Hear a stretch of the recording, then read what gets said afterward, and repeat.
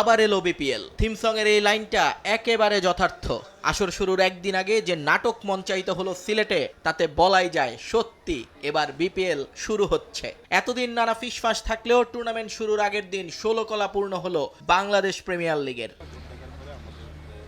ফ্র্যাঞ্চাইজিদের আর্থিক সঙ্গতির হিসেব নিকেশ মেলাতে না পারার কারণে দফায় দফায় বদলেছে নিলামের তারিখ। শেষ পর্যন্ত গভর্নিং কাউন্সিল সব ঠিকঠাক হওয়ার দাবি করলেও লাক্কাতুরায়। ফ্র্যাঞ্চাইজিদের সেই আর্থিক সমস্যাই এবার সামনে এলো।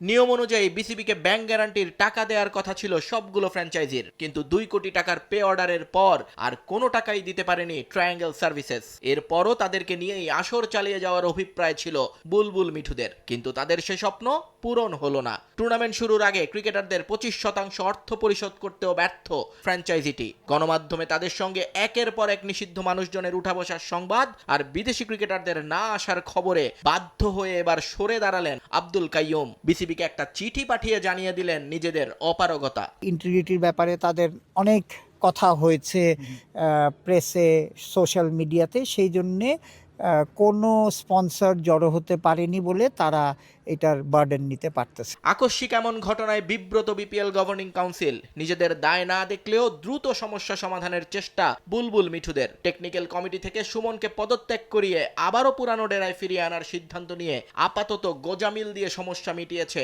Governing council. জানিয়েছে এখন থেকে চট্টগ্রামের দায়িত্ব বিসিবির। হাবিবুল বাশারকে আপনার টেকনিক্যাল কমিটি থেকে রিজাইন করিয়ে ওকে টিম ডিরেক্টর বানিয়ে দিয়ে কোচ বাবুলকে ঢাকার থেকে ফ্লাই করা হচ্ছে, আর নাফিস ইকবালকে ম্যানেজার করে আমরা আজকে সেট করলাম যে cricket board is taking over. সমস্যা আছে আরো একটা, ক্রিকেটারদের চুক্তির টাকার কি হবে? সরাসরি চুক্তিতে যারা এসেছেন তারাই বা টাকা পাবেন কিসের ভিত্তিতে? কারণ বিসিবির কথা মতো দায়িত্ব নেওয়া হবে কেবল নিলাম থেকে নেওয়া ক্রিকেটারদেরই।